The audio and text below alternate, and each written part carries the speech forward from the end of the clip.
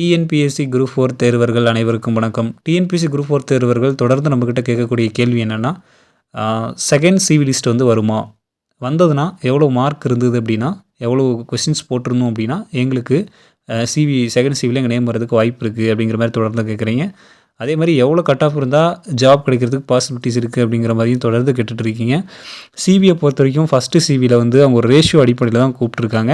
அதாவது என்னென்னா 1:3 அப்படிங்கிற ரேஷியோ அடிப்படையில் தான் கூப்பிட்ருக்காங்க. ஒரு ஜாபுக்கு 3 பேர் அப்படிங்கிற ரேஷியோ அடிப்படையில் கூப்பிட்ருக்காங்க. எதனாலன்னு பார்த்தோன்னா, சில பேர் இதில் வந்து பார்த்திங்கன்னா வேறு ஏதாவது ஒரு எக்ஸாம் எழுதி வேறு ஏதாவது ஜாபுக்கு போயிருப்பாங்க.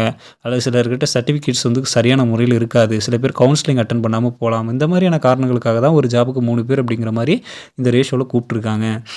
இப்போ இது முடிஞ்ச உடனே செகண்ட் சிவி லிஸ்ட் வந்து விடுவாங்க. செகண்ட் சிவி லிஸ்ட் வரதுக்கு பாசிபிலிட்டி இருக்கா அப்படின்னு கேட்டிங்கன்னா, கண்டிப்பாக செகண்ட் சிவி லிஸ்ட் வரதுக்கான பாசிபிலிட்டிஸ் நிறையா இருக்குது. ஏன்னா ஸ்டெனோவில் இந்த மாதிரி நிறைய இதில் செகண்ட் சிவி லிஸ்ட் வர்றதுக்கான வாய்ப்புகள் இருக்குது. பட் ஒட்டுமொத்தமாக ஓவராலாக எல்லாத்துக்கும் செகண்ட் சிவி லிஸ்ட் வருமா அப்படின்றது டவுட்டு தான். பட் சில இதுக்கு வரும். ஸ்டெனோ டைப்பிஸ்ட்டுக்கு வரலாம், வேறு எதுக்காவது வரலாம். அதனால் பொறுத்திருந்து பார்ப்போம் என்ன அப்டேட் வருது அப்படின்னு சொல்லிட்டு. நன்றி.